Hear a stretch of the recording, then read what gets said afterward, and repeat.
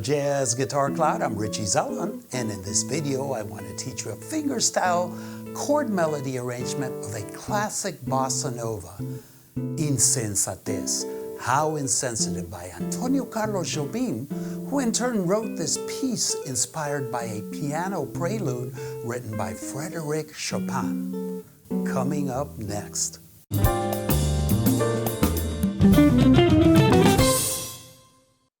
Welcome back to the Jazz Guitar Channel, where I bring you weekly lessons covering everything related to the art of playing jazz guitar.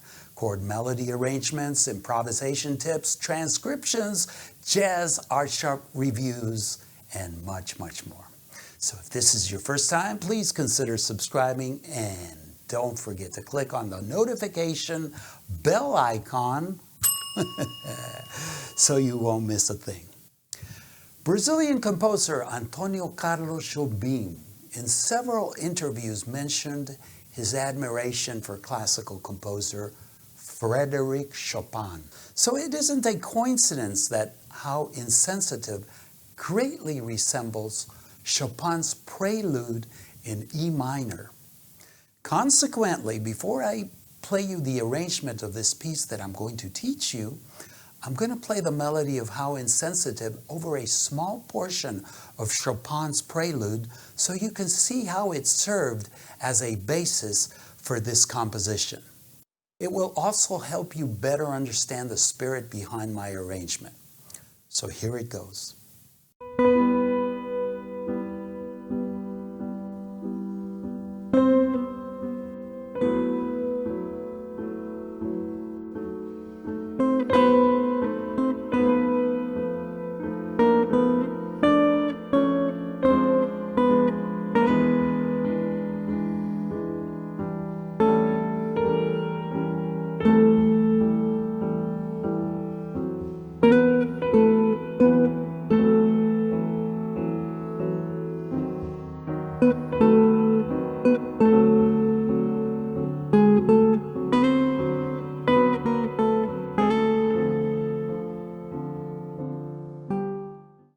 So now that you know what I was talking about, let me play my arrangement. And notice that I'm playing it in E minor, as in the Chopin Prelude you just heard, while most jazz musicians play the real book version, which is in D minor. But playing it in E minor for fingerstyle guitar allows me to capture some of that Chopin spirit because it allows me to use several open strings. And whenever we play those open strings on guitar, it's kind of the equivalent of using the volume pedal on a piano because it lets those notes sustain and even ring louder. It also allows for some one-of-a-kind chord voicings that would otherwise be impossible to play. So check it out, and after this, I will break it down and teach it to you in small segments.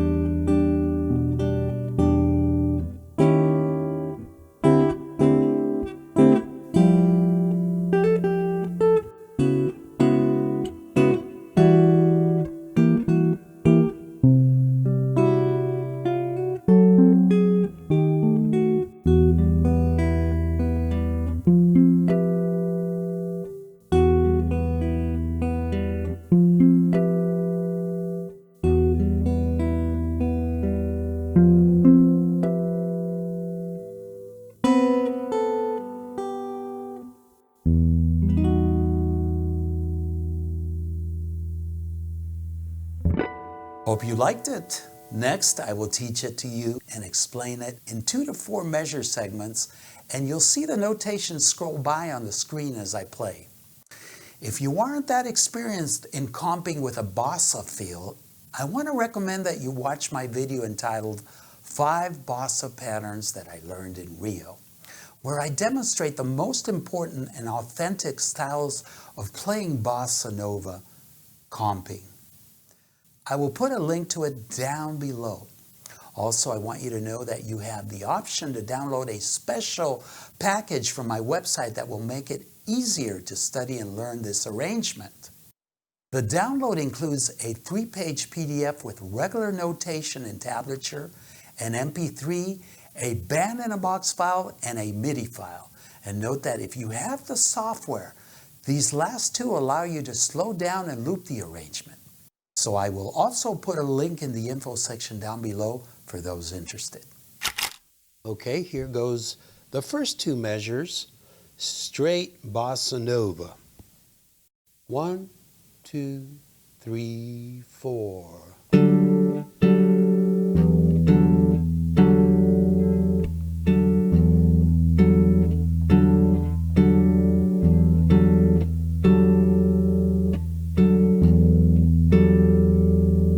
So there I repeated the 2 measures, just an E minor 9, very unique voicing, and what we're trying to achieve here is more of that pianistic sound where the pianist plays the pedals to really let those notes ring out, and we want to get the kind of neoclassical feel on some of this arrangement, as we heard in the Chopin version, which inspired this composition. We're ready to move on to letter A, and this is where the theme starts. And here I change my fingering, and again I'm playing that F sharp in the bottom, and I'm playing the B on the first string. The rest are going to be open strings. And it goes like this. 1, 2, 3, 4.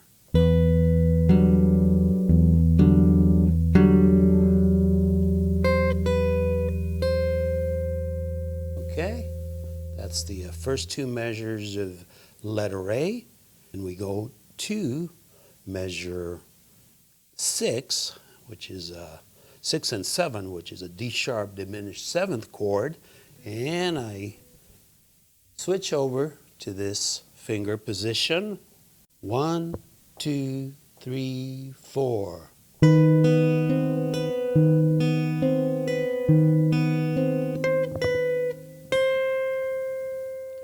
And then I'm going to the 7th and 8th measures. Here we have a D minor 7 13 and a G 13. Some of you might not be familiar with the D minor 7 13 and might be saying, well, there is no such thing. Or you might be saying, that's really a D minor 6. But no, it is a D minor 7th. There's a 7th in here. We're in D, flatted 7th, and that's the 13th. Not something we regularly do when we play a D minor 7 in the context of 2-5, as in D minor 7 to G7. But in this case, remember this comes from a classical background, and they're not looking at extensions in the same way that we do. So let's respect that and go with it. And it goes like this. 1, 2, 3, 4.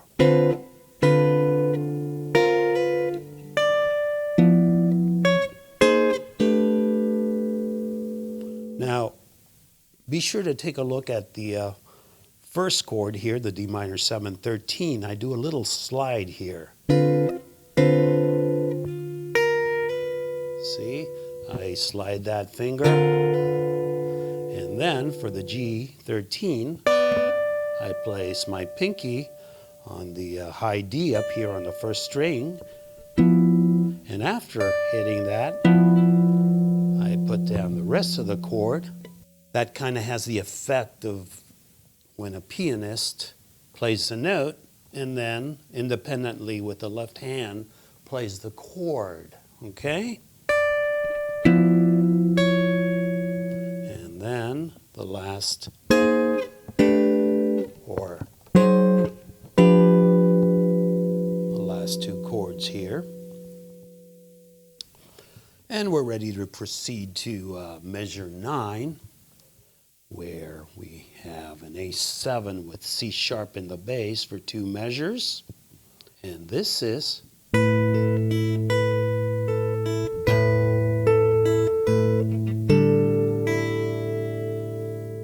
okay.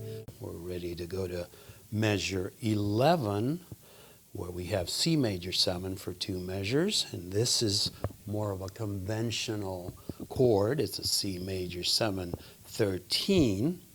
1, 2, 3, 4.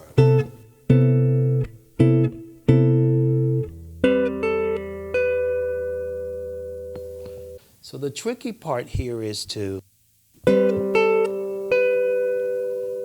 keep this open G ringing while we play that little melody on the 2nd string. And it's very easy to mute that open G, so you got to be real careful. I find it easier to use my thumb when I play the melody on the 2nd string. So I'll pluck.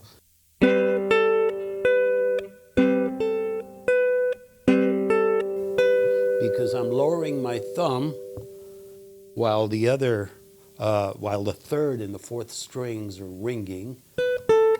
And that way I don't accidentally mute it. Okay, we're ready to proceed to measures 13 and 14, where now we have an F major 7. And what we're doing here is we're playing a shape that, if we really don't hear it, it looks like a F dominant 7th shape with the root on the 5th. But because we have those open strings, which also allows us to play clusters on the guitar. They're one-of-a-kind chords. You have these minor and major 2nd intervals happening. It goes like this.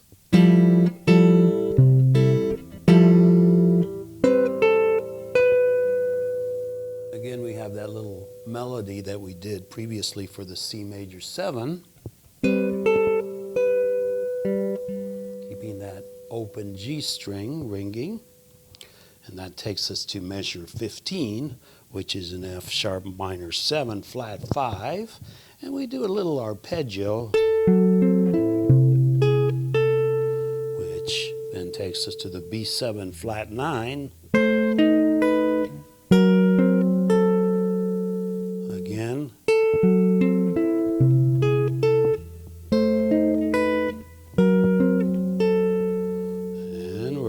Go to the 17th measure, and that's an E minor 7, open right there. And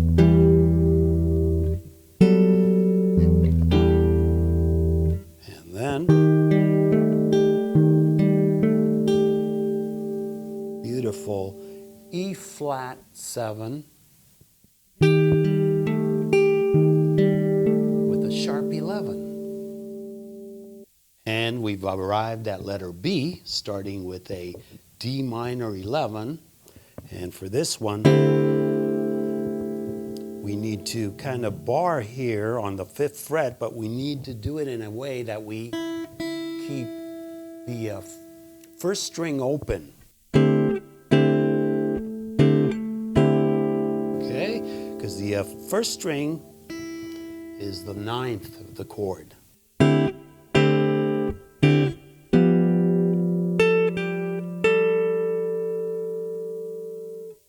Go to measure 21, where we're playing a C sharp diminished 7th for 2 measures. 3, 4.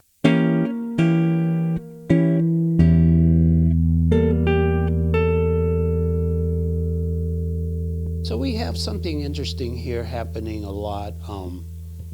This little device we've been using repeatedly, where we play that little melody on the second string and keep that open geo going. And this takes us to the 23rd measure, C major 7. I'm going to play what I played on the original clip that you saw earlier instead of what's here.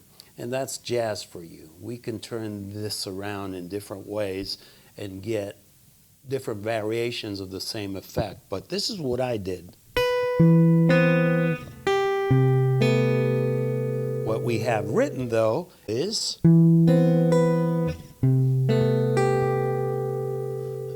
go to the 24th measure, and we have this A minor 6. Going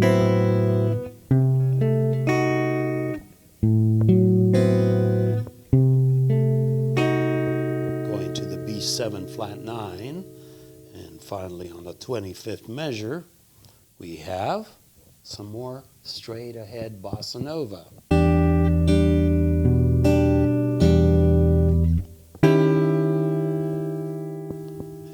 With an E flat 7 flat 9 on the 27th measure. Again, we have D minor 7 going to G7, and that's identical to what we played at the beginning of letter B. It's actually a D minor 11 going to a G7.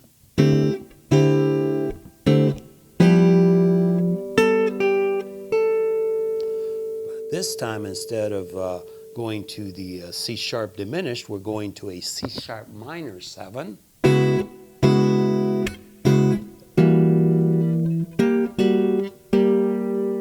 Using the same technique, where we're barring and keeping the first string open.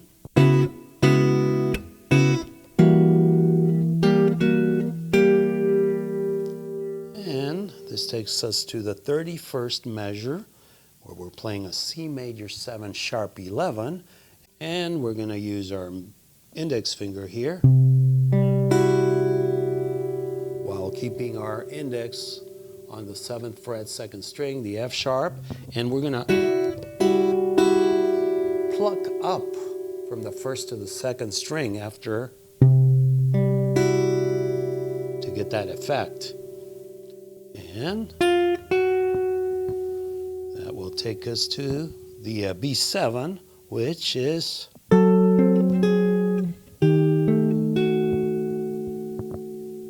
ending on the E minor 9 on the 33rd measure, just like this.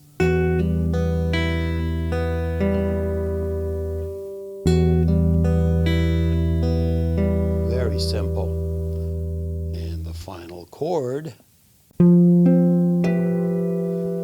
Here it might get a little bit tricky for some of you if you're not used to playing harmonics, but it's an F major 7 sharp 11, and I'm playing the root in the 5th for the F, and then with my pinky I'm lightly touching those first 3 strings and creating the harmonic.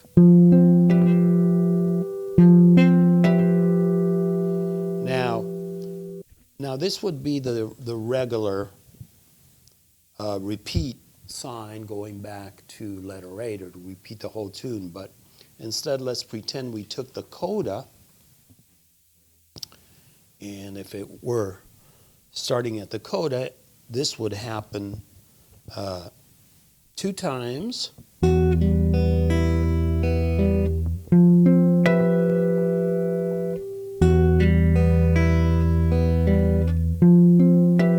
And then on the 3rd time, we retard it. And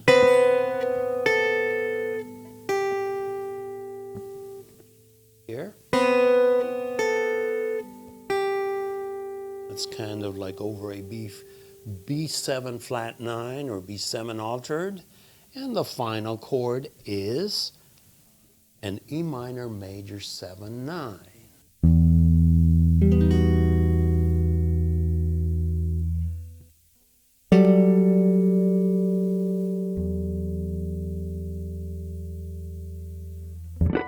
And that concludes this lesson. I hope you'll have fun with this arrangement, and as usual, I appreciate your comments and welcome any questions you may have. Let me know if there's another bossa you'd like me to teach, because I'm always open to suggestions. Hope you've enjoyed this lesson, and if you haven't subscribed yet, please do so, and be sure to click on the bell icon so you won't miss anything. Meanwhile, here's another chord melody arrangement that I recommend.